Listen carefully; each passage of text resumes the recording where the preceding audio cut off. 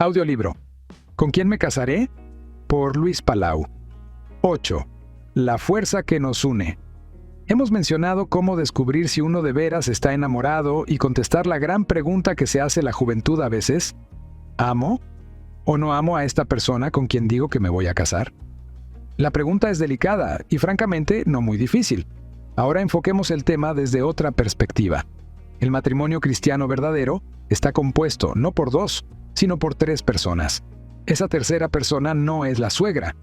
¿Quién es entonces esa tercera persona que compone un matrimonio realmente feliz? Jesucristo.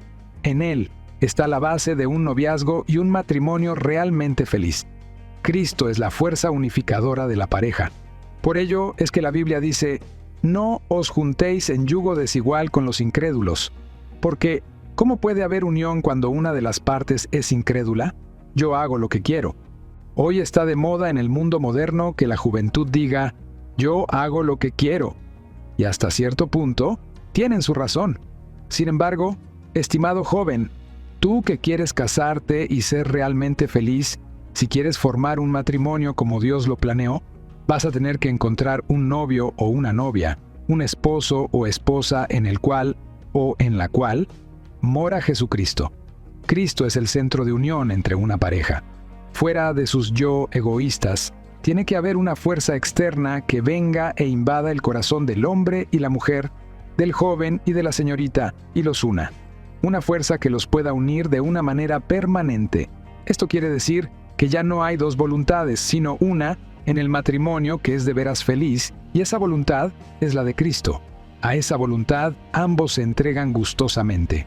Si tuviéramos un pizarrón frente a nosotros y tú y yo estuviéramos viéndolo juntos, podríamos poner a la derecha a un joven, a la izquierda a una señorita, y en el centro, atando, amarrando, uniendo, abrazando al joven y la señorita, pondríamos a Jesucristo, crucificados.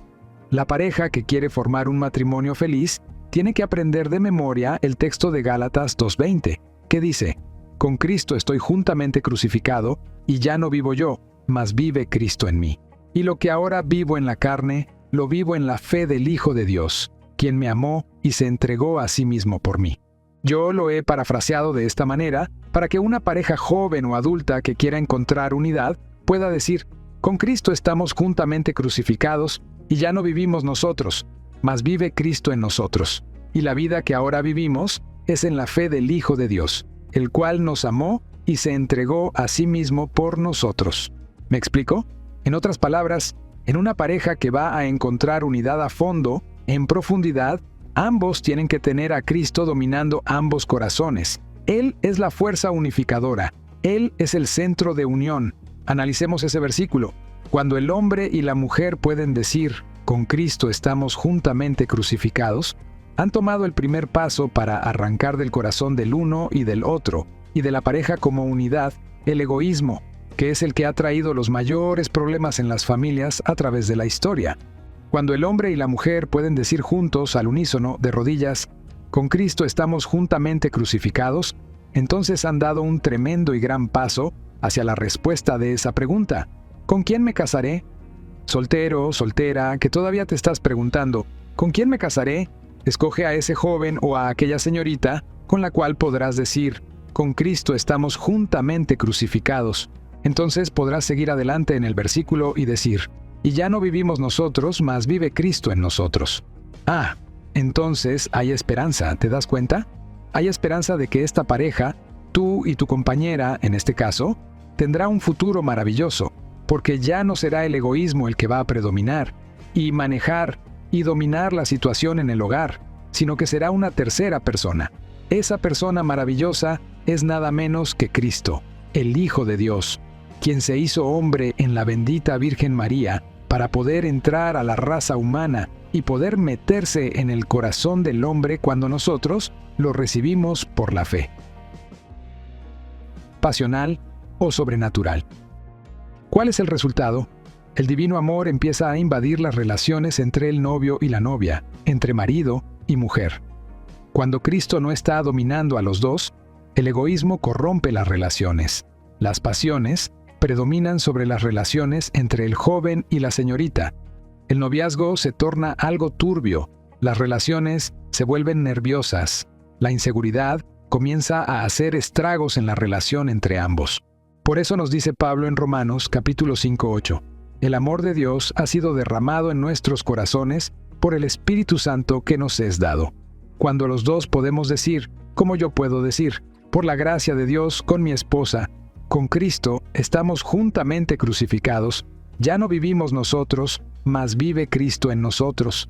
Entonces también podemos decir que el amor de Dios está derramado en nuestros corazones. Y, como consecuencia, ese amor derramado en mi corazón y en el de mi esposa hace que nos amemos de una manera sobrenatural. Porque debes reconocer que el amor del cual se habla muchas veces en las películas y novelas corrientes y comunes es un amor enteramente pasional. Pero este amor divino que invade mi corazón y que puede invadir el tuyo hace que la unidad sea a profundidad. Porque es amor sobrenatural. Es el amor de Dios actuando en nosotros. Sí, joven. Señorita, escucha. Lo primero es que Cristo sea el centro de tu noviazgo y el centro de tu matrimonio. Que los dos puedan decir que están crucificados con Cristo y luego los dos van a poder decir, el amor de Dios está derramado en nuestros corazones. Ojalá que así sea. Esto es todo el propósito que me mueve a escribir. Pensar que la juventud puede formar hogares felices con Cristo como Señor. Esta es nuestra ambición. Y para ustedes que ya están casados, ¿por qué no se arrodillan donde quiera que estén en este momento, marido y mujer, y juntos, abrazados ante Dios de rodillas, dicen por la fe estas palabras? Con Cristo estamos juntamente crucificados, y ya no vivimos nosotros, mas vive Cristo en nosotros. Y lo que ahora vivimos en la carne, lo vivimos en la fe del Hijo de Dios, quien nos amó y se entregó a sí mismo por nosotros. ¡Qué revolución para su matrimonio! ¡Háganlo! 9.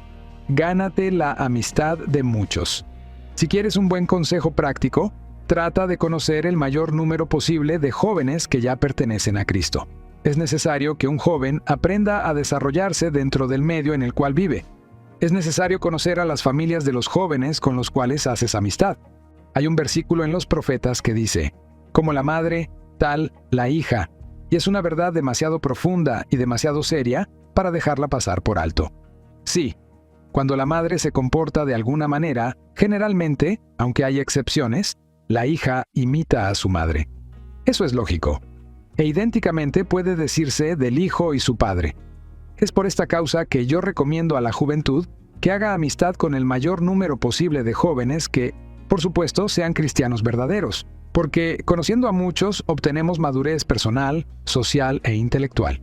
El evangelista Lucas nos introduce a los años jóvenes de nuestro Señor, dejándonos un modelo a seguir.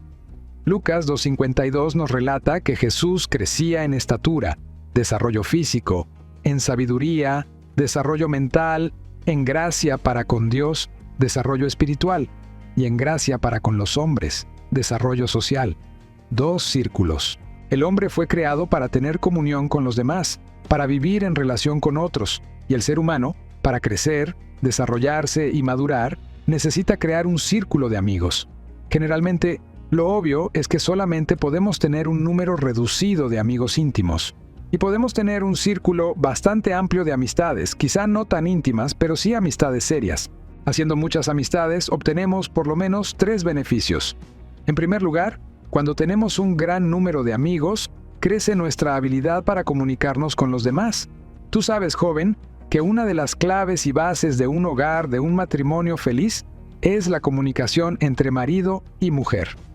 Hay millones de familias desorientadas y tristes porque no hay comunicación entre el esposo y la esposa. A veces no hay comunicación entre el padre y sus hijos. No hay una verdadera habilidad para comunicar, hablar, hacer amistad, para tener momentos de alegría y de compartir experiencias. Y hay demasiadas familias que se acostumbran a no conversar. ¿Cómo encontrar amigos? Muchos se excusan diciendo, parece que yo no puedo hacer amistad, parece que la gente me desprecia. ¿Eres tú una de esas personas que, acomplejadas, creen que la gente los desprecia y los mira mal? Escucha, voy a darte un secreto. En el libro de Proverbios, en la Biblia, se nos dice así: el que busca amigos ha de mostrarse amigo. Proverbios 18:24. O sea, que los amigos no se consiguen en la vida únicamente cuando otros vienen en búsqueda de nuestra amistad. Dios aconseja que nosotros debemos ir y mostrarnos amigos, y afirma que cuando nos mostramos amigables, los amigos empiezan a responder y a venir a nosotros.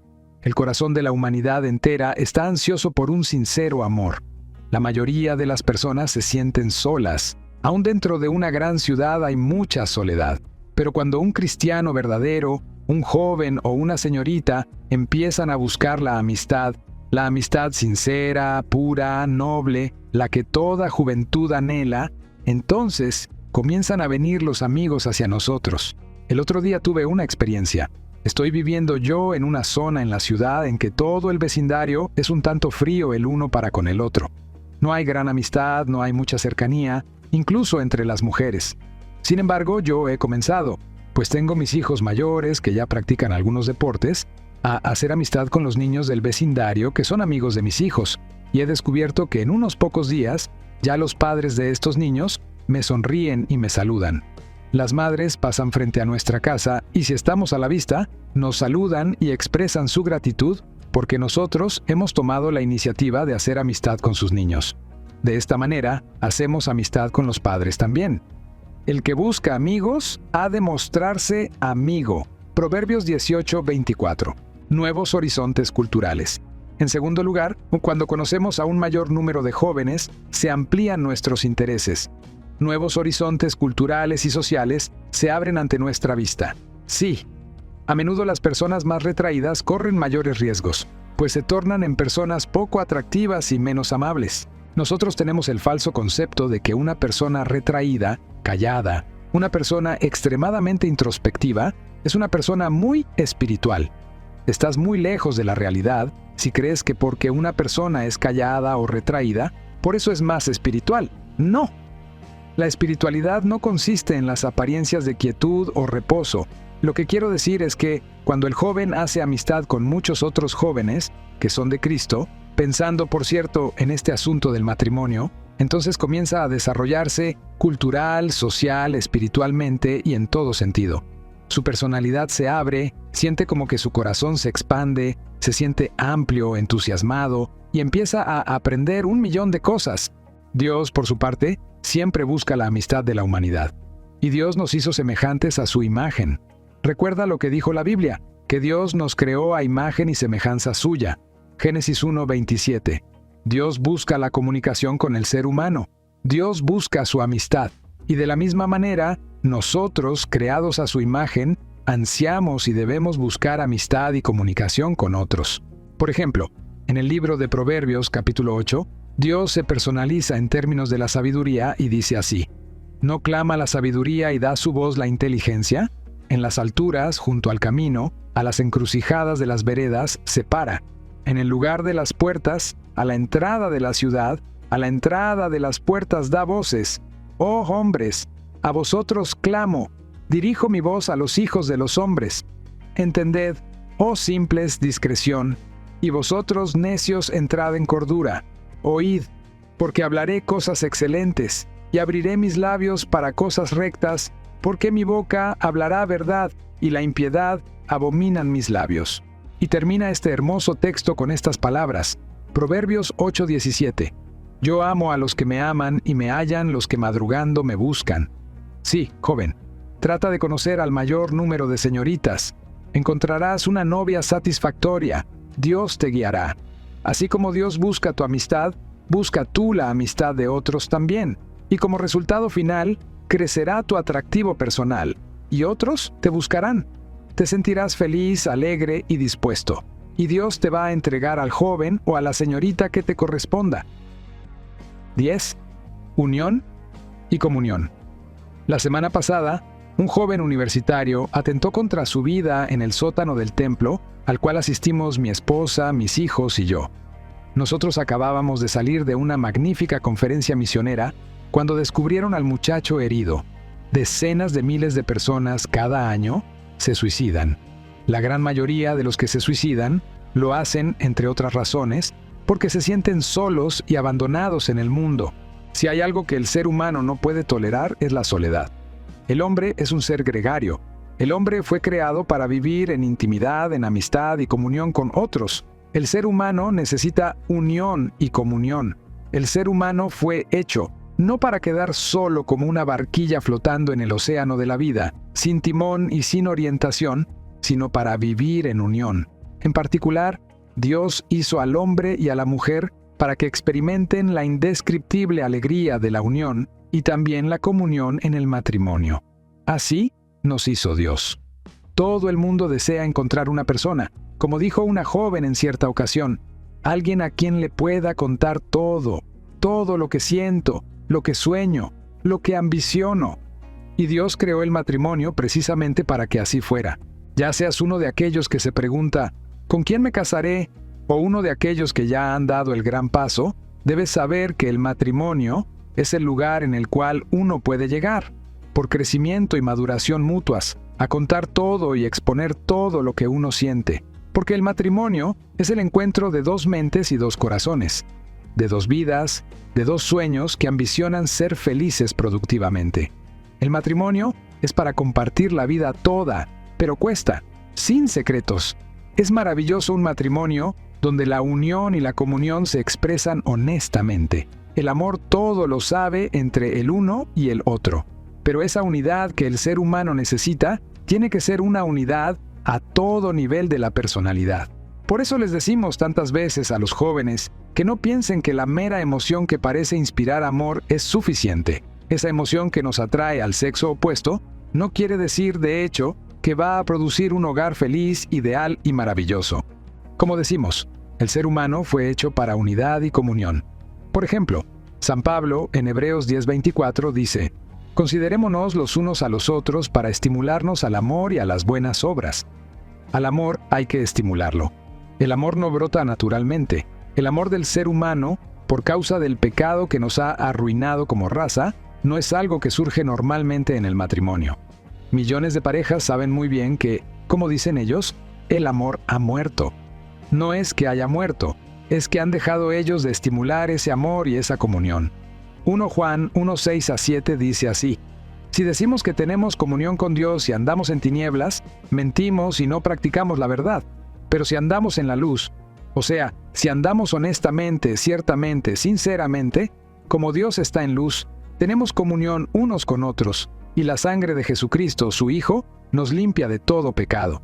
La raza humana, por naturaleza, no es una raza amable. Soñamos con el amor, pero practicamos muchas veces el odio, el desprecio y la crítica. Por eso hay tanto rencor en el mundo moderno. Ahora bien, Cristo vino al mundo para renovar esa unión y esa comunión, para hacer posible la intimidad entre los seres humanos y en particular dentro del matrimonio. A todo nivel, la unión y la comunión primero se experimentan con Dios, luego en el hogar. Por ejemplo, se nos dice en Efesios 2:13-15 que en Cristo, vosotros que en otro tiempo estabais lejos, habéis sido hechos cercanos por la sangre de Cristo, porque Él es nuestra paz, que de ambos pueblos hizo uno, derribando la pared intermedia de separación, aboliendo en su carne las enemistades, la ley de los mandamientos expresados en ordenanzas, para crear en sí mismo de los dos un solo y nuevo hombre, haciendo la paz. Así que esta unión y comunión son posibles.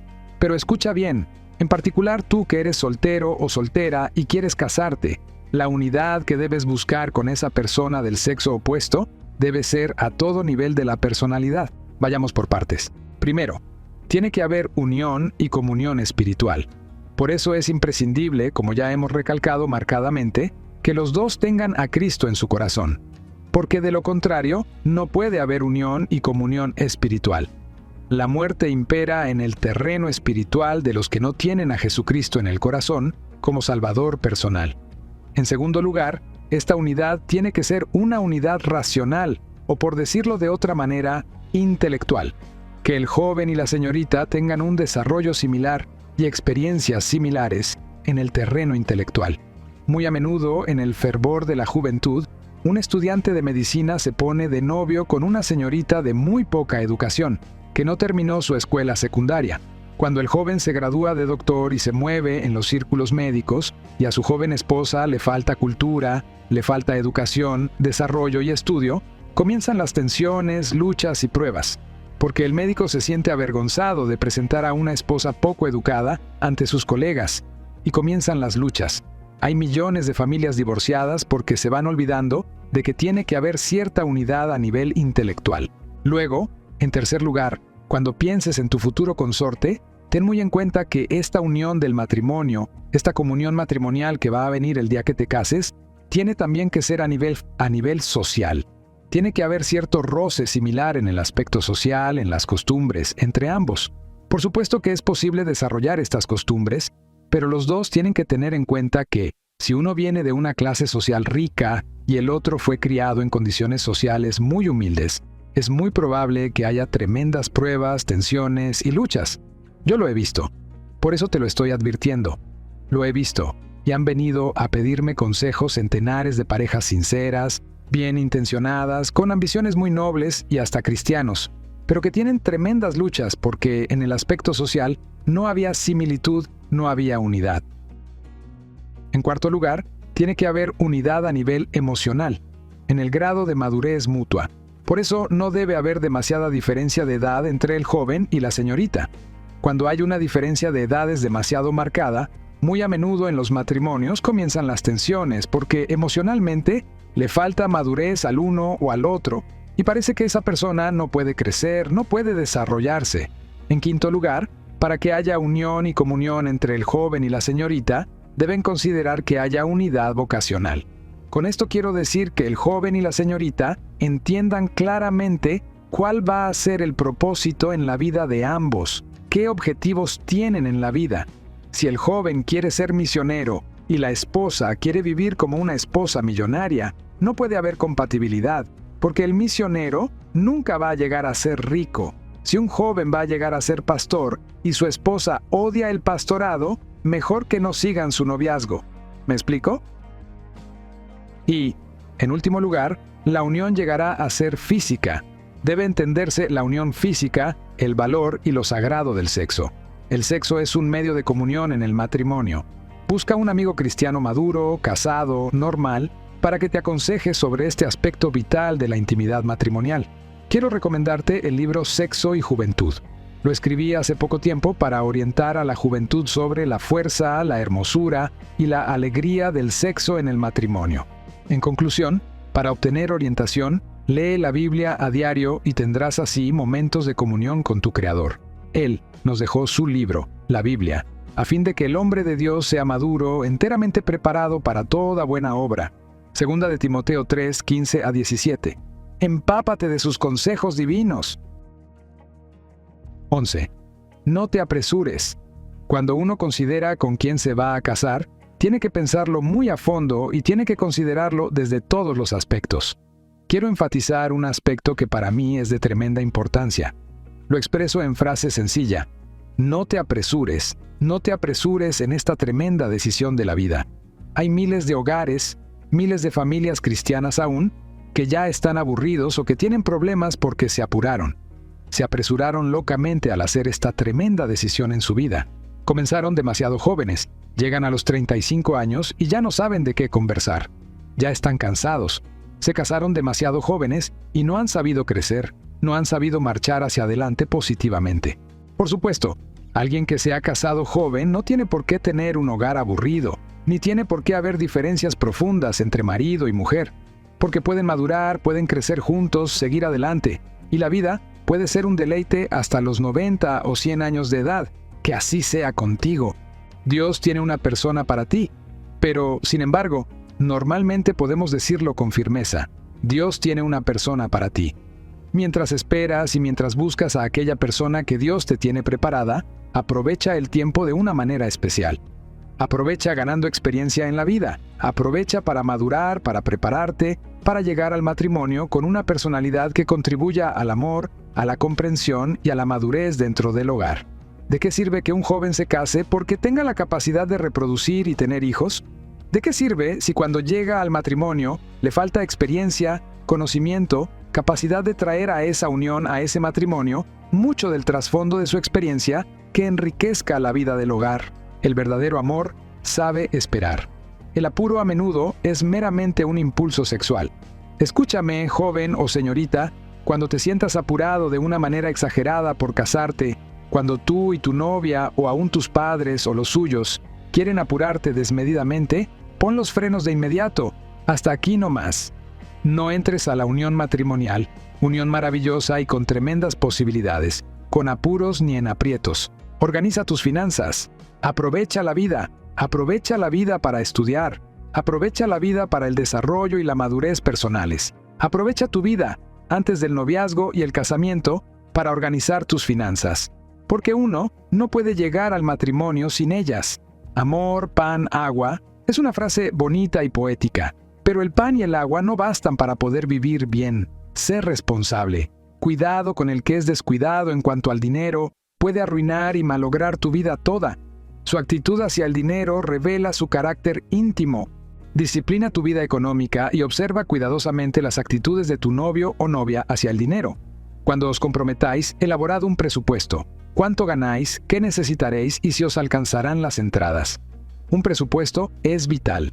Aprovecha la vida para ganar experiencia, para viajar, para ir a retiros, a campamentos. Enriquece tu vida, como decíamos anteriormente, conociendo a muchos jóvenes y señoritas, de modo que cuando tú, por fin, encuentres a la persona con quien te vas a casar, tengas mucho que contar, mucho que compartir, muchas experiencias. Así tendrás algo que compartir, algo de lo cual hablar por años y años que han de venir. El salmista David nos decía en el Salmo 37 una frase que yo siempre recomiendo a la juventud. Fue uno de los versículos clave en mi vida personal. Creo que puede serlo en la tuya también. Confía en Dios y haz el bien. Habitarás en la tierra y te apacentarás de la verdad. Deleítate a sí mismo en Dios, y Él te concederá las peticiones de tu corazón. Encomienda a Dios tu camino, confía en Él y Él hará. Salmo 37, 3-5. ¿No te parece maravillosa esa promesa real que Dios le da a toda la juventud que confía en Cristo? Deleítate en Dios. Si Cristo ya vive en tu corazón, entonces confía en Dios. Tú vas a habitar en la tierra y te vas a apacentar de la verdad. ¡Qué palabras fantásticas! Pero luego viene la promesa, y esta es la promesa que te enfatizo. Deleítate a sí mismo en Dios, y Él te concederá las peticiones de tu corazón. Hay muchos jóvenes que tienen una idea extraña acerca de Dios. Me imagino que tú te has encontrado con ellos, o a lo mejor tú eres uno de ellos. Hay muchas personas que dicen: si yo le encomiendo a Dios este asunto de conseguir una esposa o esposo, novia o novio, ¿no será que Dios me conseguirá alguna persona aburrida y un tanto desagradable? ¿O no sucederá que Dios me mande una mujer muy piadosa, pero muy fea también? Tú te ríes, pero es verdad. Hay muchas personas que creen que Dios, en vez de conseguirles la persona que más desean, va a buscarles la peor, la más triste, la más desagradable, la más fea. Somos extraños los humanos, ¿no es verdad? Bueno, eso nace de nuestro corazón que es tan pecador. Anímate, joven. No te apures en esta tremenda decisión de la vida. Aprovecha tus días, tus meses, estos años maravillosos de la adolescencia y juventud para deleitarte en Dios. Porque Él dice que si tú te deleitas en Dios, Él te va a dar el muchacho o la muchacha. Según tu caso, perfecto, maravilloso, lo que tú precisamente necesitas. A veces creemos que nos gusta una señorita de tal o cual tipo para casarnos, pero Dios sabe lo que es mejor para cada uno. ¿Qué es deleitarse en Dios? Es estudiar la Biblia sistemáticamente. Es dejarse controlar y manejar internamente por Cristo, quien vive en nosotros. Es hablar con Dios en cualquier situación. Es cantar y alabarle al Señor. Es servir a Cristo y evangelizar a otros. Es obedecer sus mandatos. Sigue, por cierto, tus estudios secundarios, o en la universidad si es que vas a seguir una carrera, pero estudia. Aprovecha la vida para estudiar, porque cuando al fin te encuentres con esta señorita o este joven, si ya lo encontraste, ¿cuánto tendrás archivado en tu memoria para conversar? Cuando uno estudia y lee, se desarrolla personalmente y adquiere madurez personal. Crece, llega a ser un verdadero hombre, una verdadera mujer, hasta donde te sea posible, para así poder contribuir al matrimonio algo positivo. Sé un estudiante toda tu vida, nunca dejes de crecer, así jamás serás un aburrido, siempre tendrás algo interesante que decir. Luego, aprovecha esos años para organizar tus finanzas. Arregla tu vida personal, organízate, disciplínate, porque la vida de familia demanda mucha disciplina. Aprovecha estos años juveniles para ganar experiencias y sobre todas las cosas, deleítate en Dios. Como dice el salmista, deleítate a sí mismo en Dios y Él te concederá las peticiones de tu corazón. Él va a llenar tu corazón de todo lo que tú deseas. Y si tú caminas con Él y te deleitas en Él, tu familia va a ser feliz, tu matrimonio va a ser alegre, tu futuro va a ser maravilloso, porque Dios será tu Dios. ¡Qué linda es la vida con Cristo! 12. Una vida nueva. El casamiento es una nueva vida.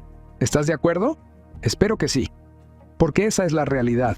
El casamiento es una nueva vida.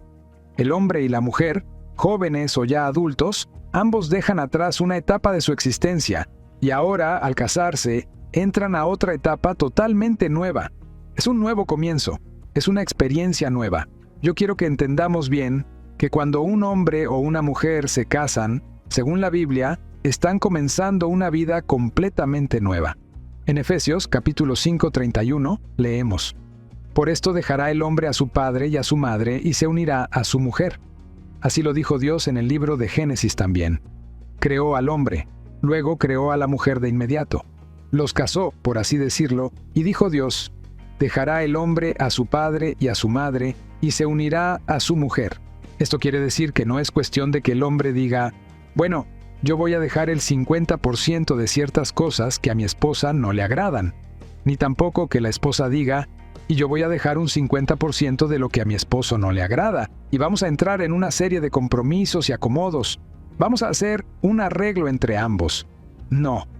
El hombre y la mujer deben considerar el matrimonio en estos términos. Yo muero a mis propios deseos y ambiciones. Voy a vivir para una nueva creación, una nueva vida. Seré una nueva persona. Porque la Biblia enseña, y los que somos honestos lo entendemos también, que el hombre y la mujer son una nueva y sola cosa desde el momento en que se casan. Y esto no es solamente un ideal o una ilusión, lo es así. El casamiento es como la conversión. Tomemos a un hombre pagano que vive sin Dios, aunque se diga cristiano.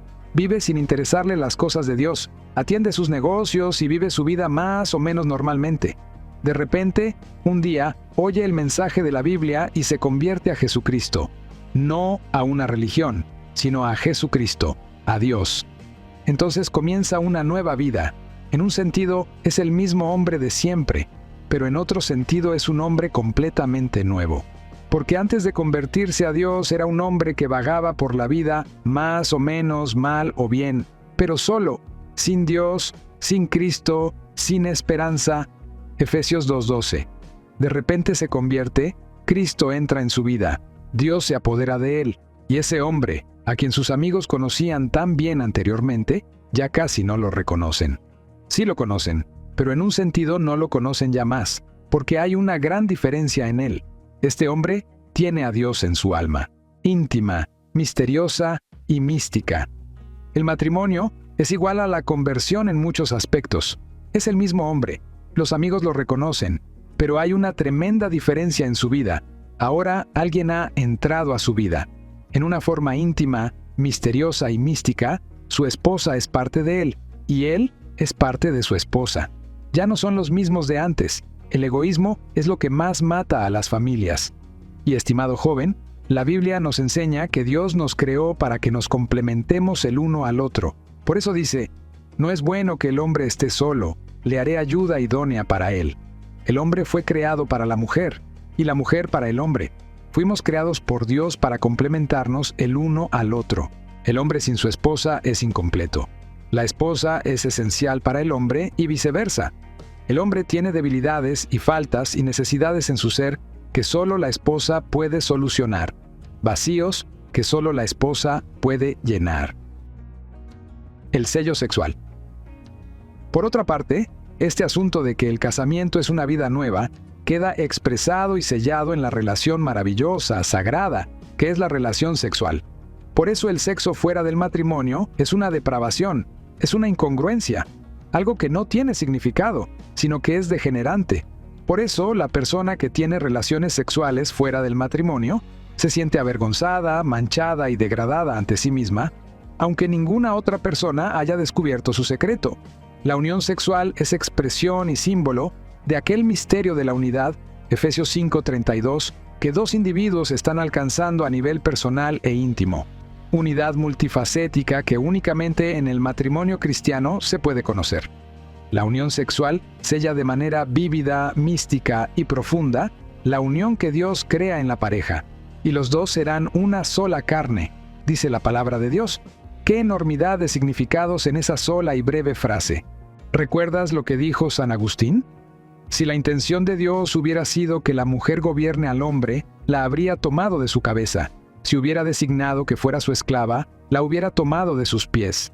Pero Dios tomó a la mujer del costado del hombre porque la hizo igual a él y ordenó que fuera su idónea colaboradora. Dignidad y derechos idénticos. El hombre y la mujer, a los ojos de Dios, están a un mismo nivel. Ahora hay un orden divino para la familia, pero el hombre y la mujer, marido y esposa, a los ojos de Dios y ante los ojos de ambos, deben estar a un mismo nivel.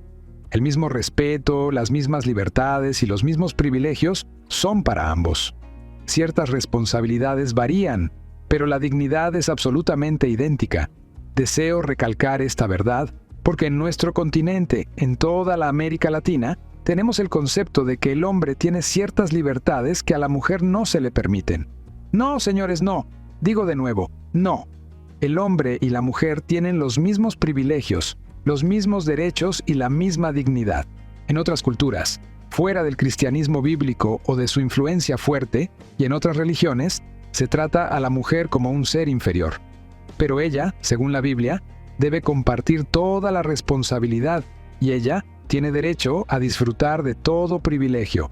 Lo interesante para la juventud es que solo la Biblia, este hermoso libro inspirado por Dios, ha elevado el matrimonio al nivel sacrosanto. Esto es lo que vino a hacer Cristo cuando se hizo hombre. En la cruz murió por nosotros y derramó su sangre. Como lo dice la Biblia, Él llevó nuestros pecados sobre su cuerpo en el madero. Primera de Pedro 2:24. ¿Para qué? Primero, para perdonar los pecados y levantar al individuo, a mí y a ti, a todo aquel que cree. Juan 3:16. Pero Cristo murió no solo para salvar al individuo, sino también para elevar a la familia, elevar el matrimonio, elevar a la nación. Dios ama a las personas, a todas las personas en todas sus situaciones. Dios eleva, levanta, completa al individuo y a su familia. Joven, adelante en tu búsqueda del novio y la novia, que un día será tu esposo o tu esposa. Pero adelante con Cristo. Con Cristo hay esperanza de un futuro feliz, alegre, maravilloso. Así que, con fe y con esperanza en Cristo, adelante. Él te va a ayudar. 14. Nuestras funciones dentro del matrimonio. He aquí algunas de las preguntas que la juventud en su adolescencia siempre se hace, secreta o abiertamente. ¿Con quién me casaré? ¿Con quién compartiré mi vida? ¿Seré feliz? ¿Qué será de mi futuro? ¿Tendré hijos? ¿Llegaré a ser abuelo? ¿Sabré ser un buen cónyuge y padre? Estas son preguntas normales, lógicas y alegres que la juventud se plantea. Para alcanzar lo máximo en el hogar, debemos comprender nuestra función dentro del matrimonio. Cuando un joven o una señorita se casa demasiado temprano en la vida, tiene cierta posibilidad de felicidad, adaptación y maduración, pero hay un tremendo peligro. Al casarse con falta de madurez y entendimiento de lo que es el matrimonio, la vida de casado corre el riesgo de no alcanzar la felicidad que debiera y pudiera. Yo he visto muchos matrimonios con tensiones, problemas, con pequeñas luchitas internas, a veces casi imperceptibles, pero que el que tiene el ojo agudizado pronto las puede descubrir. ¿Y cuál es el porqué de estas fricciones? Porque confunden la función del marido y la mujer dentro de la familia. Quiero decir que hay un orden divino para la familia, y el orden divino es el mejor orden que tú y yo podemos adoptar. Si tú eres casado y tienes problemas, tensiones y roces, si hay problemas interminables entre tú y tu esposa, yo quiero decirte que la causa básica es no vivir de acuerdo con el orden divino para la familia. Dios lo ha dejado escrito. ¿Me preguntas dónde? Pues es la mejor guía para el noviazgo y el matrimonio, es la Biblia. Por ejemplo, lee el capítulo 5 de Efesios. Lee 1 de Corintios, capítulo 7. El libro del Cantar de los Cantares, lee todo el libro de Proverbios. vas a encontrar que allí hay suficiente material para levantar, para dar nueva vitalidad y para hacer reverdecer cualquier hogar, cualquier familia y llenarla de fruto. Orden divino para el esposo. El esposo tiene ciertas responsabilidades, ciertas funciones dentro del orden divino.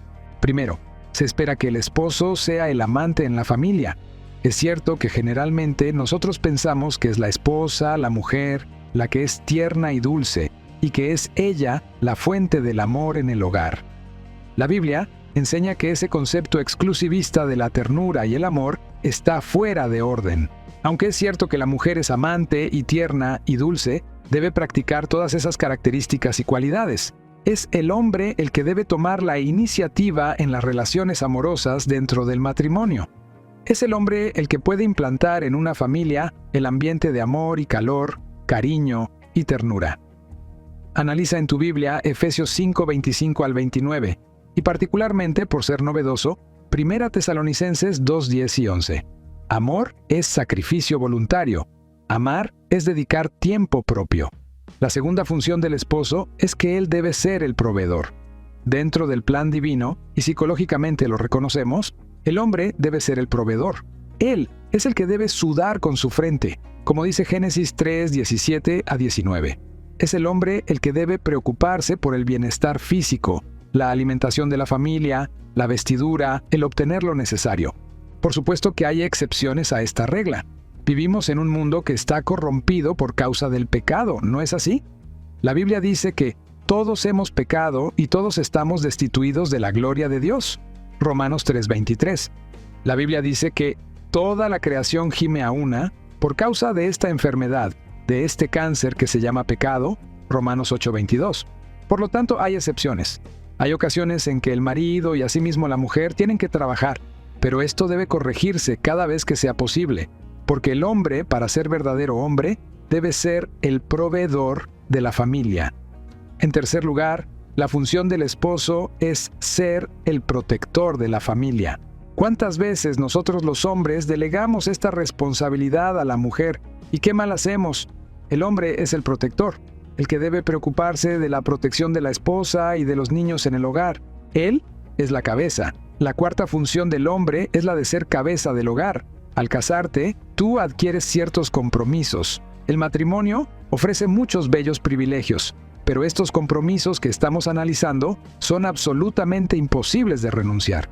Tú vas a ser cabeza de ese hogar. No puedes esperar que tu esposa tenga que llevar todas las responsabilidades. Tú las debes llevar. Ser la cabeza significa que tú debes ser responsable por la enseñanza espiritual en el hogar. Tú debes ser cabeza, o sea, el responsable de hacer las decisiones grandes de la familia. Ser cabeza es ser responsable de la disciplina dentro de tu familia. Y también eres responsable de la alegría en el hogar. Así que cuando me preguntas, ¿con quién me casaré?, yo te respondo que, aunque es un maravilloso y fantástico privilegio el matrimonio, debes comprender desde ya que estás comprometiéndote a ciertas responsabilidades. Y ahora pasemos a la señorita. Hay ciertas funciones que son tuyas. Primero, y lógico, tú eres la persona amada. Tú debes aceptar el cariño y afecto y las manifestaciones de ternura que tu esposo te va a brindar. La esposa es el polo negativo dentro del matrimonio, del cual el esposo es el polo positivo. Ella es la compañera. En segundo lugar, la función de la esposa es ser compañera de su esposo. Como compañera, se interesa y debe aprender ya, desde joven, a interesarse en lo que le agrada a su novio o a sus amigos. Debe interesarse en ser una compañera fiel, inteligente, atractiva. Una compañera con la cual se puede compartir, conversar y confiar en todo. En tercer lugar, la esposa es la que hace el hogar. En realidad no hay hogar sin esposa. Qué triste es cuando un hombre queda viudo. Qué vacía parece la casa. Yo tengo algunos amigos que han perdido a su esposa recientemente. Para ellos, la casa parece una tumba. Prácticamente, por un lado, les trae recuerdos de la amada que ya ha pasado a la eternidad.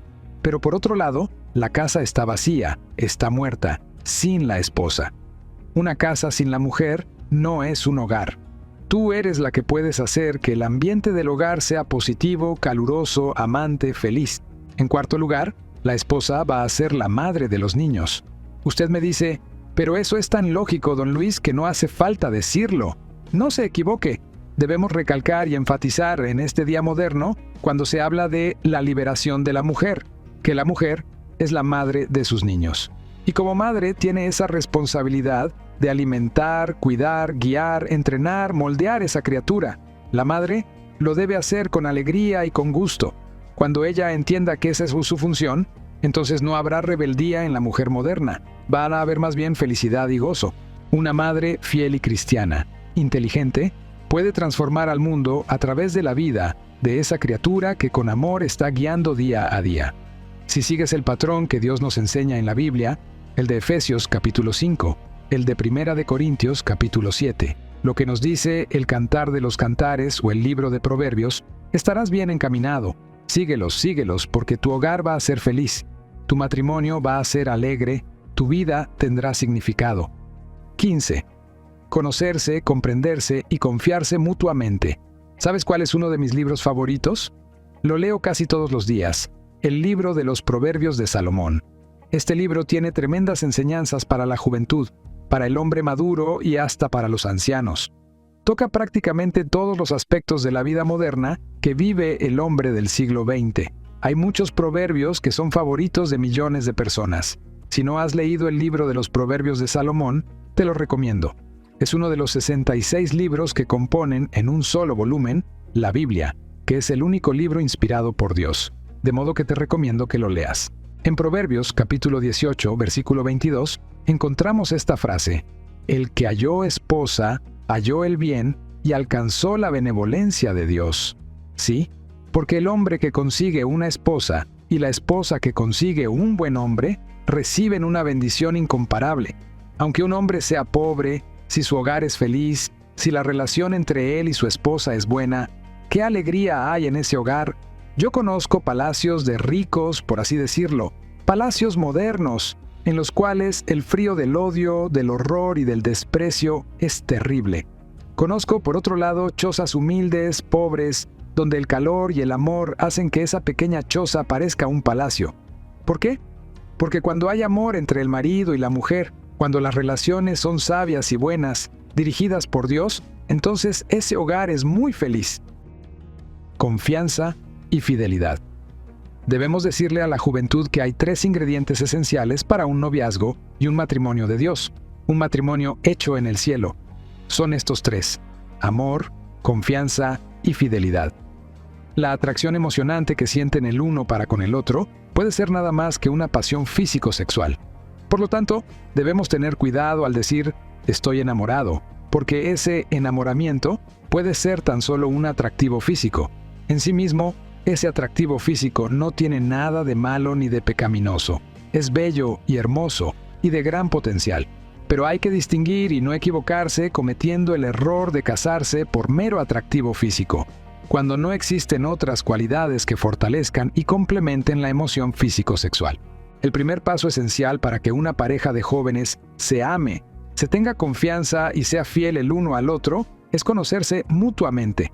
De lo contrario, será un mero amor romántico, pasajero, superficial. La nariz bonita, el cabello ondulado y el caminar lleno de gracia no garantizan un hogar feliz.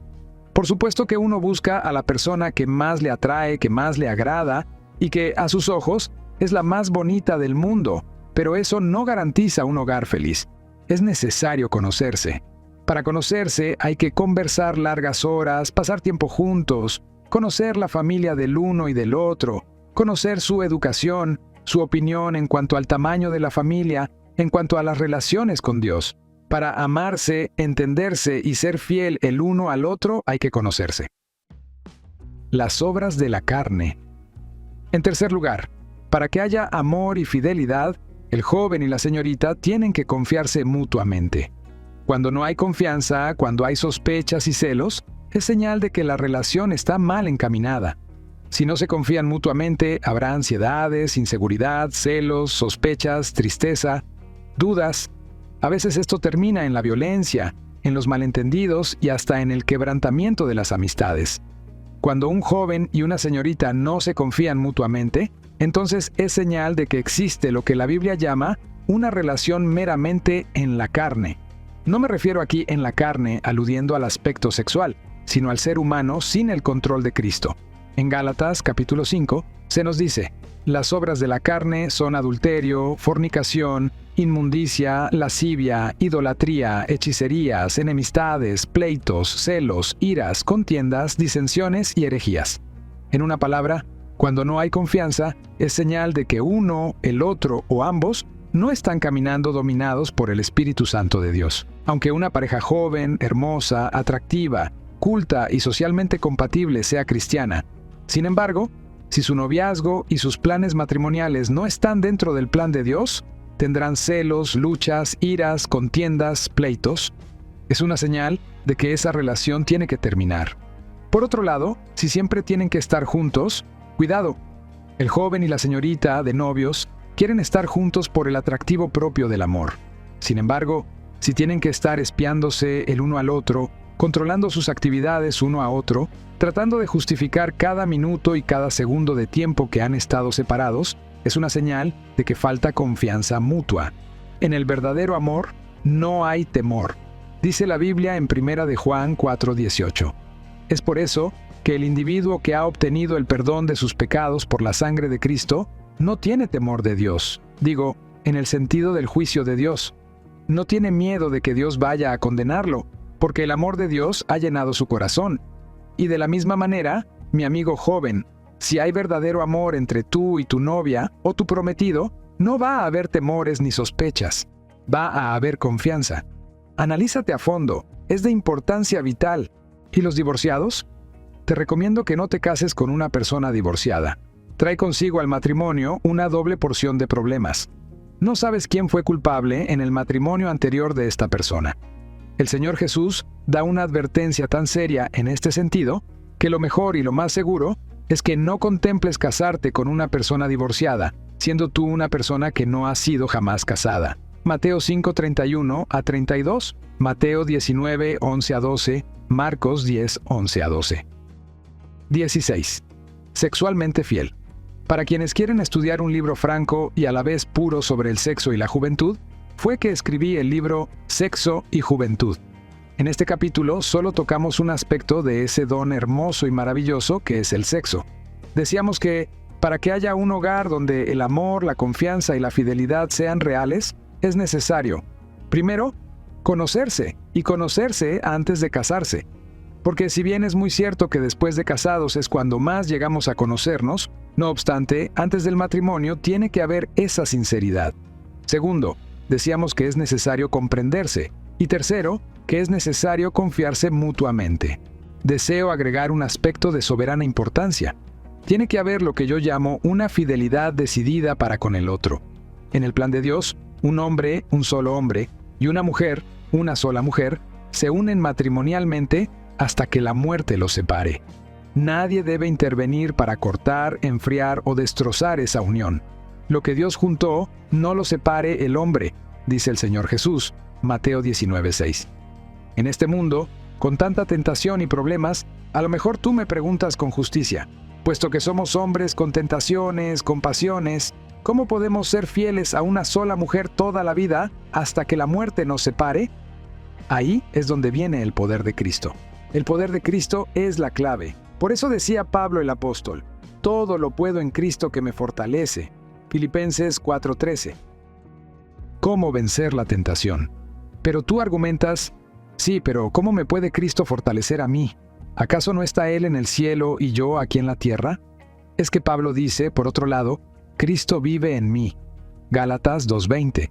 Por lo tanto, si todo lo puedo en Cristo que me fortalece y Cristo vive en mí, yo tengo poder, y tú también tienes poder para ser fiel. Fiel sexualmente, fiel aún en tu vida mental, en tus pensamientos. Tú puedes ser fiel a tu esposa, y cuanto más fiel uno es a su mujer o a su marido, tanto más feliz es. Felices los de limpio corazón, dice el Señor, Mateo 5:8. Las temporadas de nuestra vida en que, con el poder de Cristo, hemos evitado pensamientos impuros, codicias tontas, tentaciones bajas e impropias. ¿Acaso no son esas las temporadas más felices? Por supuesto que sí. Porque entonces no hay ninguna nube entre el novio y la novia, entre marido y mujer. Fuimos creados para ser fieles. Los inmorales. El que es infiel, constantemente infiel en el terreno sexual, ya a su marido o mujer, ya a su novia o novio, en primer lugar, digámoslo porque la Biblia lo dice, no es cristiano. Recuerda las palabras fuertes del libro de los Hebreos donde dice, a los fornicarios y adúlteros los juzgará Dios. Hebreos 13:4. En una palabra, la inmoralidad no es una experiencia superficial que uno puede pasar por alto. Ni podemos decir lo que dice alguna música moderna, un tropezón, cualquiera da en la vida. No, no se puede pasar así, superficialmente, por alto a la inmoralidad sexual como si fuera un tropezón. Ese tropezón te va a costar años de infelicidad, noches faltas de sueño, una conciencia que no va a descansar en paz. Y aunque Dios perdona cuando hay arrepentimiento, las consecuencias siempre se pagan. Y qué triste para un joven, para una señorita, llegar al matrimonio habiendo sido infiel, porque entonces trae consigo un lastre de problemas que inevitablemente va a incorporar a ese matrimonio. No os engañéis, Dios no puede ser burlado, pues todo lo que el hombre sembrare, eso también segará. Porque el que siembra para su carne, de la carne segará corrupción, mas el que siembra para el Espíritu, del Espíritu segará vida eterna. Gálatas 6:7-8. Esa fidelidad decidida, resuelta, para con el otro, es una de las claves para encontrar la felicidad conyugal. Fiel ahora y siempre. Joven, mientras esperas que llegue esa persona de tus sueños que Dios te ha preparado, decídete en lo recóndito de tu alma que, con el poder interno que Cristo te da, le vas a ser fiel ahora y siempre. Y al hacer esa decisión, en primer lugar, desde ya vas a sentir una gran felicidad, una gran libertad, un gran sentido de valor, vigor y dignidad, de ser un verdadero hombre, una verdadera mujer. Piensa en el otro. Es necesario preocuparse por el bienestar de ella o de él. No debemos hacer demandas egoístas o infantiles. Demasiados latinos somos así. Somos infantiles, todavía estamos prendidos a las faldas de nuestra mamá y demandamos de nuestra esposa lo que una criatura demanda de su madre. Pero no debe ser así. El verdadero amor piensa en el otro. El marido que ama a su mujer piensa en el bienestar de ella. ¿Qué puedo hacer para aliviarle la carga, para hacerle la vida más feliz? Y en la felicidad de ella está también la felicidad de él. Y viceversa. Ella debe ser la reina, la señora, la gloria del hogar. Que el marido le traiga flores, que de vez en cuando traiga un regalito, por humilde que sea. ¡Qué gran alegría va a incorporar al hogar! El hombre debe preocuparse por el bien de ella, la mujer por el bien de él. Y cuando hay este espíritu altruista que nace del amor, el amor que Dios derrama en el corazón por el Espíritu Santo, entonces hay una gran esperanza, una honda satisfacción. La Biblia dice, el amor de Dios ha sido derramado en nuestros corazones por el Espíritu Santo que nos es dado. Romanos 5:8. Como digo, he dicho y no voy a dejar de repetirlo. El mejor libro para los novios, el mejor consejero para los esposos, es la Biblia. Y te quiero leer 2 versículos para comprobarte una vez más esta creencia absoluta mía. En Efesios 5:28-29 dice San Pablo, así también los maridos deben amar a sus mujeres como a sus mismos cuerpos. El que ama a su mujer, a sí mismo se ama, porque nadie aborreció jamás a su propia carne, sino que la sustenta y la regala, como también Cristo a la iglesia. Demuéstrale tu amor. Así es, demuéstrale tu amor a esa novia que un día va a llegar a ser tu esposa, si esa es la voluntad de Dios.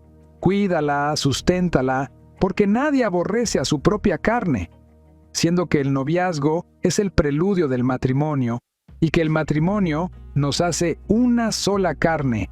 Al cuidar a nuestra esposa o a nuestra novia, nos estamos cuidando a nosotros mismos. Estamos cumpliendo aquella palabra famosa e inspirada del Señor Jesús cuando dijo, ama a tu prójimo como a ti mismo. ¿Por qué? Porque el hombre debe amarse a sí mismo, pero debe amar a su prójimo como a sí mismo, y en particular a su mujer o novia, marido o novio. En esa, la más íntima relación del mundo, es donde más se revela la realidad del amor de Dios en el alma de 2 seres humanos. La pureza en tus miradas, tus actitudes y tus palabras será vasta prueba de la validez de tu amor. El ser humano demuestra la realidad de su cristianismo en el hogar más que en cualquier otro lugar del mundo. Es en el hogar donde se demuestra más vivamente la presencia o ausencia de Cristo. ¿Qué es lo que revela tu hogar en este día? ¿Qué ejemplo les estás dando a tus hijos que un día quieren casarse y ser felices? Ojalá que reveles a Cristo, porque si revelas a Cristo, yo sé que tu hogar es feliz. 17. Mitos de viejas. La opinión de personas responsables y de confianza no debe despreciarse. Aunque no siempre sean correctas sus opiniones, sin embargo, el intercambio de ideas es sumamente saludable. Hay una palabra que es muy común en los círculos cristianos. Es la palabra que utilizamos muy corrientemente: comunión. ¿Qué es comunión? En realidad, la comunión es intercambio de ideas, de pensamientos y de corazón. El joven, el varón soltero, debe hacer amistad con hombres casados, hombres de relativa juventud, pero casados felizmente y de reconocida moralidad. En Hebreos, capítulo 13, versículo 17, San Pablo nos lo recomienda. Dice así: «Obedeced a vuestros pastores y sujetaos a ellos, porque ellos velan por vuestras almas como quienes han de dar cuenta, para que lo hagan con alegría, no quejándose, porque esto no os es provechoso». En una palabra, es imprescindible que el joven, al pensar en el asunto del noviazgo y el matrimonio, busque la comunicación, la comunión, para usar una palabra bíblica, con sus pastores espirituales y con hombres de cierta madurez y de cierta experiencia. El joven conoce muy bien, en su congregación o círculo de amigos, cuáles son las parejas que se ven relativamente felices y adaptadas. Si por otro lado, tú vives en una comunidad donde no ves tales parejas, entonces consigue algunos buenos libros que puedan orientarte con una filosofía bíblica y cristiana. Busca libros que sean tus consejeros. Al concluir este libro, encontrarás una lista de libros que yo te recomiendo. Los pastores, incluso tu padre y tu madre, deben ser tus consejeros. Tú tienes una gran dicha si has nacido en un hogar cristiano. Aunque tu hogar no sea perfecto, porque no existen hogares perfectos, dale gracias a Dios. Si tú ves que tu padre es un hombre al cual quisieras imitar, algún día llévalo a pasear o, cuando os encontréis solos en una caminata o en algún lugar, comienza a hablar con tu padre. Aunque a tu padre le dé temor el expresarse frente a su hijo, porque así es muy a menudo. Sin embargo, habla con tu padre. Los mejores consejeros son, o debieran ser, tu padre y tu madre. Escucha el consejo de tu padre, oye la voz de tu madre, dice Proverbios vez tras vez. A menudo, algún otro pariente cercano es el mejor consejero. Olvida los mitos viejos. Hay algunos mitos modernos y viejos que es mejor olvidar. Por ejemplo, hay un mito al que le dicen Cupido. Había una canción hace algunos años que decía: «Ay, Cupido, no me hagas eso. Ay, Cupido, que no me quiero enamorar». Joven, eso de Cupido es un mito de los griegos. No le hagas caso. Por otro lado, hay otro mito peligroso, y en este día moderno parece que está reviviendo. Es el arte de lo oculto, como se le dice, en términos sofisticados, al espiritismo y al satanismo. Nadie puede echarle encima una maldición al cristiano. Por ejemplo, una maldición para que se enamore de alguna muchacha que tú no quieres amar. No creas estas mentiras. Todo esto proviene del padre de las mentiras, a quien la Biblia llama Satanás y Diablo. Este fue derrotado por la cruz de Cristo y ha sido vencido por la sangre de la cruz. Un día, gracias a la victoria de la cruz de Cristo, va a ser lanzado al lago de fuego y azufre para toda la eternidad. Apocalipsis 20:10. No creas que alguien puede hacerte algún encanto y que te vas a enamorar y luego se va a descubrir que ese enamoramiento fue falso y que por ser falso, por lo tanto, tienes derecho a separarte y divorciarte o vivir en forma inmoral. No existen tales cosas. Por eso es tan necesario conocer la verdad como se revela en la Biblia. Y conoceréis la verdad, y la verdad os libertará, dice el Señor Jesús, Juan 8:32. Por eso no puedo dejar de recomendarle a la juventud que me pregunta, ¿con quién me casaré?, que lea y relea y vuelva a leer la santa palabra de Dios, la Biblia, y que lo haga de rodillas muchas veces. Cultiva el amor. Por último, quiero decir que el amor hay que cultivarlo y hay que cuidarlo.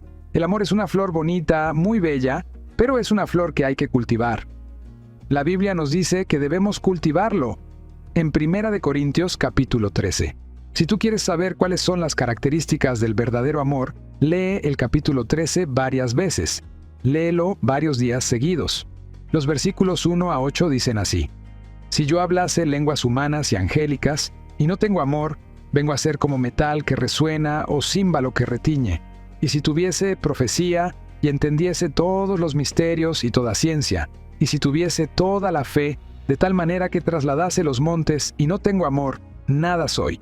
Y si repartiese todos mis bienes para dar de comer a los pobres, y si entregase mi cuerpo para ser quemado, y no tengo amor, de nada me sirve.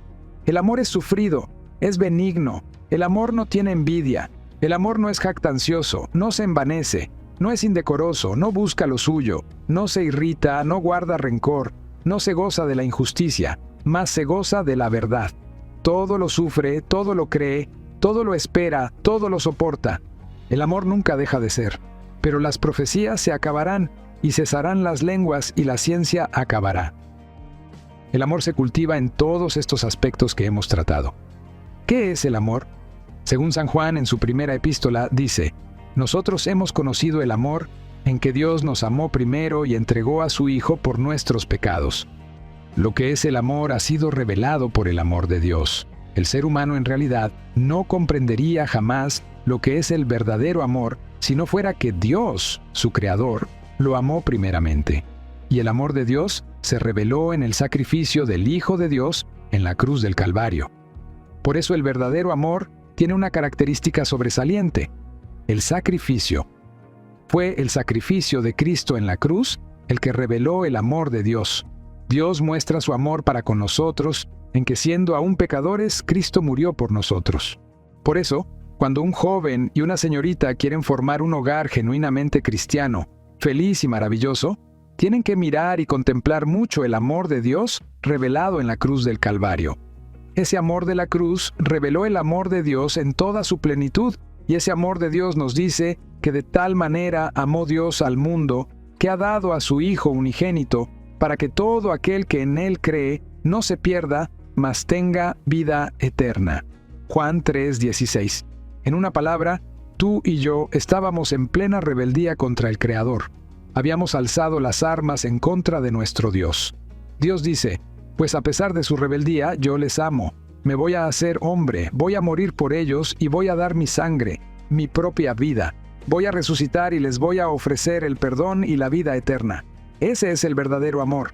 Y en el matrimonio, Cristo siempre debe ser el centro, el ejemplo. Su cruz, el tema persistente, su resurrección, el poder que llena nuestro pecho, el poder de Dios. Joven, tú que te preguntas, ¿con quién me casaré? Conociendo así a Jesucristo, vas a haber echado las bases para un futuro feliz, maravilloso, a pesar de las luchas de la vida diaria. ¿Has echado ya ese fundamento? ¿Ya has puesto tu fe y confianza en el Hijo de Dios? Si no lo has hecho aún, hazlo ahora mismo, y luego escríbeme y avísame que le has abierto tu corazón a Cristo. Quiero ayudarte por carta y enviarte alguna literatura para que crezcas, te desarrolles espiritualmente y llegues a ser una persona madura y completa. 18. No. Y punto. Hay ciertas restricciones que son necesarias, imprescindibles, para un noviazgo y un matrimonio realmente ideales y grandemente felices. Digo que hay ciertas restricciones imprescindibles, y son mayormente de orden sexual. Hay una advertencia que Dios nos da en la Biblia, en Gálatas 6:9. Leemos: No os engañéis, Dios no puede ser burlado. Todo lo que el hombre sembrare, eso también segará. El que siembra para la carne, de la carne segará corrupción. Mas el que siembre para el Espíritu, del Espíritu cosechará vida eterna. Son palabras fuertes, pero son medicina saludable. Vivimos en un mundo corrompido. De eso no hay la menor duda. Hay tanta tristeza y amargura, riñas, luchas y guerras, que no hace falta recalcarlo. La Biblia dice que la causa de todo este problema es un cáncer espiritual, una enfermedad moral y espiritual, que la Biblia llama el pecado. El pecado nos ha infectado a todos. Es por ello que en el noviazgo debemos tener en cuenta precisamente esa infección, ese cáncer y los peligros que esa enfermedad moral arroja sobre nosotros. ¿Solos a pasear? Algunos jóvenes se enojan con sus padres. Algunos hasta hacen abandono del hogar cuando sus padres, por puro amor, Por protegerlos a ellos, les piden, por ejemplo, que no salgan solos siendo novios. Algunos se enojan porque, aún estando comprometidos, los padres quieren poner ciertos límites y ciertas condiciones a sus paseos y salidas como pareja. Sin embargo, yo te digo, joven, por experiencia de millones de personas, que nos conviene tener en cuenta las restricciones imprescindibles que Dios, la lógica, la psicología y la honradez nos dictan que nos impongamos a nosotros mismos. Hay ciertas restricciones que nos convienen. Cierto joven le dijo a su padre: «Pero papá, es que no me tienes confianza». El padre contestó: «Hijo, te tengo tanta confianza como me tengo a mí mismo. ¿Cómo quieres que te deje? ¿Cómo quieres que corra el riesgo de caer en una tentación, sabiendo que si yo me pusiera en la misma posición tuya, correría el mismo riesgo?» Ese es el amor de un padre honrado, de un padre que conoce la debilidad del ser humano y que por lo tanto levanta las barreras que Dios mismo nos ha pedido que levantemos para frenar nuestras debilidades y pasiones. La codicia.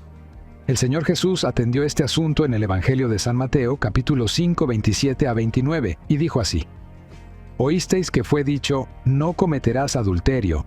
Pero yo os digo que cualquiera que mira a una mujer para codiciarla, ya adulteró con ella en su corazón.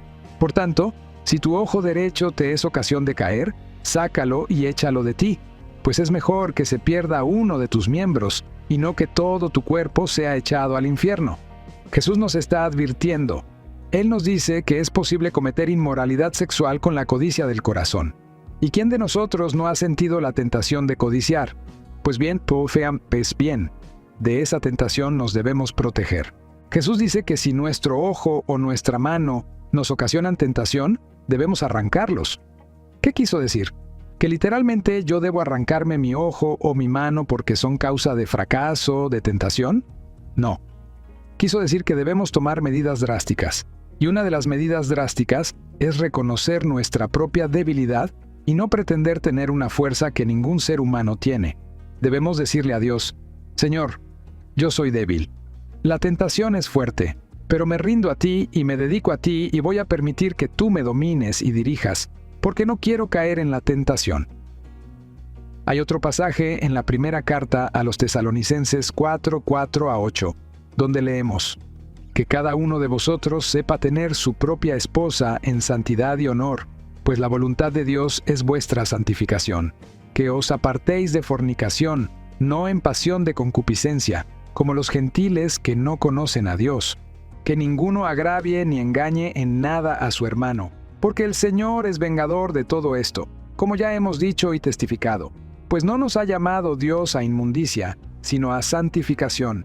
Así que el que desecha esto, no desecha a hombre, sino a Dios, que también nos dio su Espíritu Santo». Aquí tenemos otra restricción divina. Dios nos lo dice claramente: «Para vosotros, solteros y novios, que esto se grabe en vuestras almas, que entre un poco de temor de Dios en tu alma». ¿Acaso no dice el libro de los Proverbios: «El principio de la sabiduría es el temor de Jehová»? Proverbios lo dice muchas veces. Otra vez más, la primera carta a los Corintios dice: «Bueno le sería al hombre no tocar mujer». Primera de Corintios 7:1, y de inmediato pasa a recomendar el matrimonio. Medita en esa frase.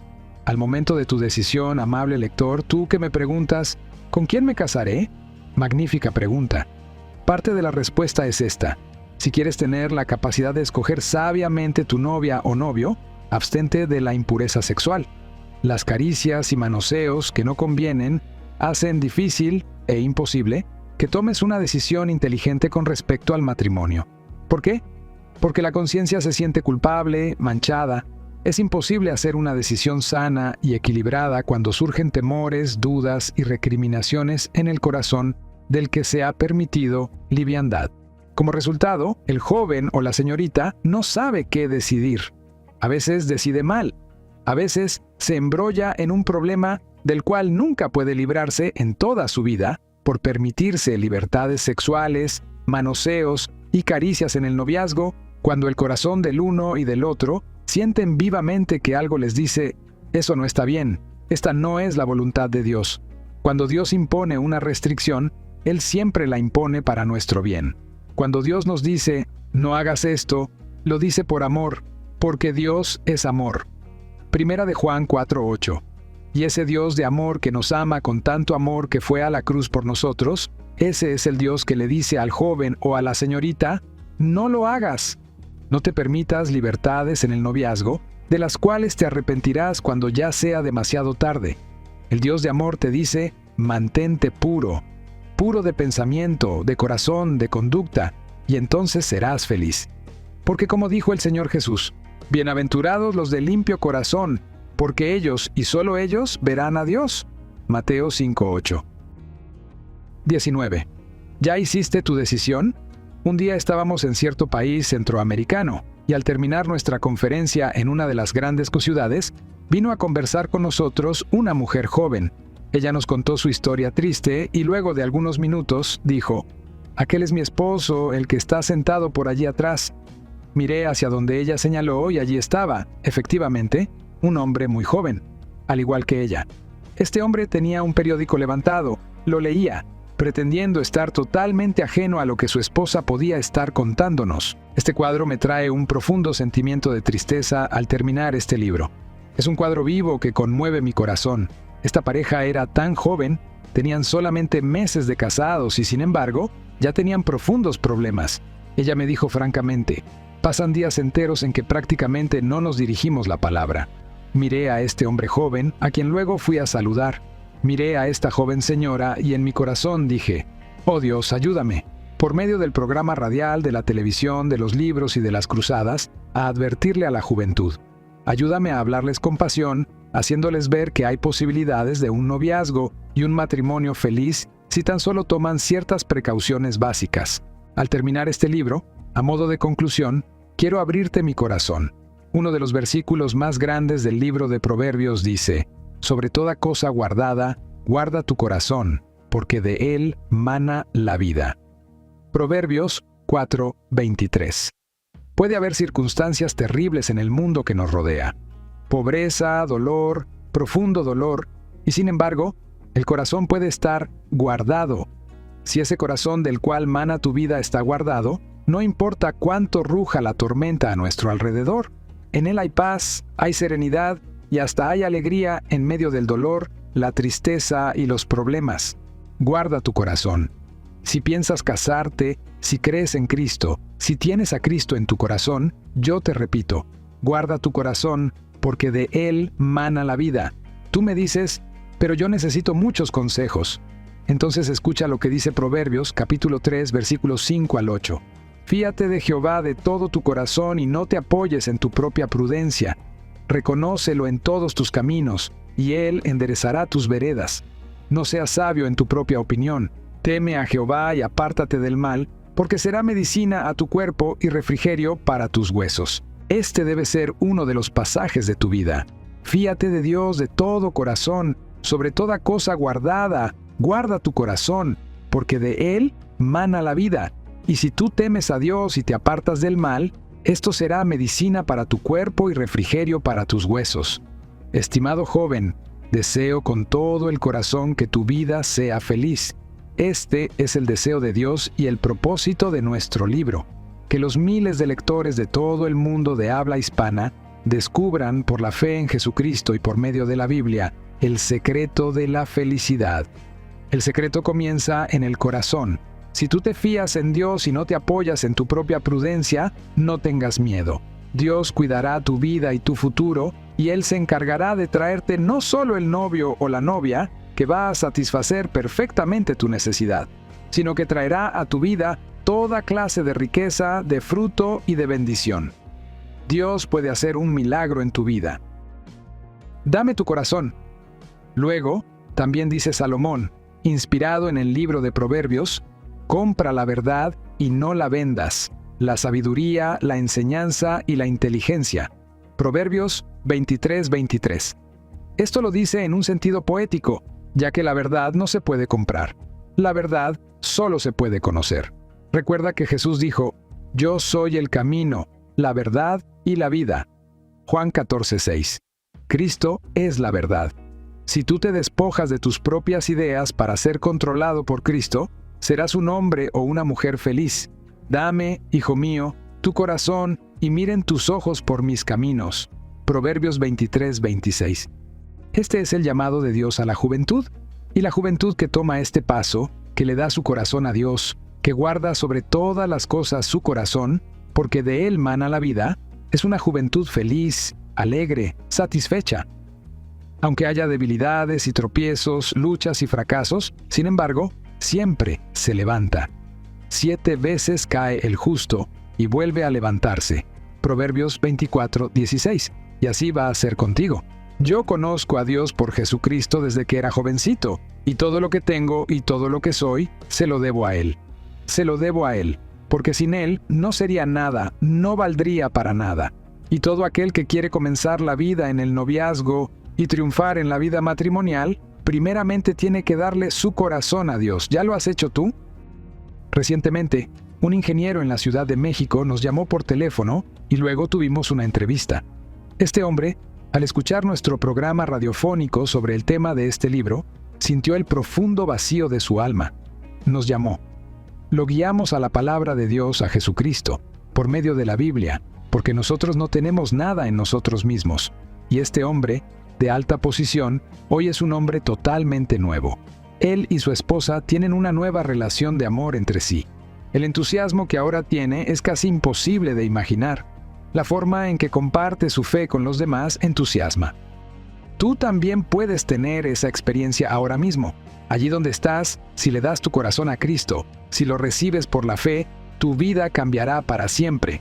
Hazlo en este momento, hazlo, y luego escríbeme una carta y dime, ya lo hice, ya recibí a Cristo en mi corazón. ¿Ahora qué más debo hacer? Con gusto te voy a enviar consejos para tu nueva vida.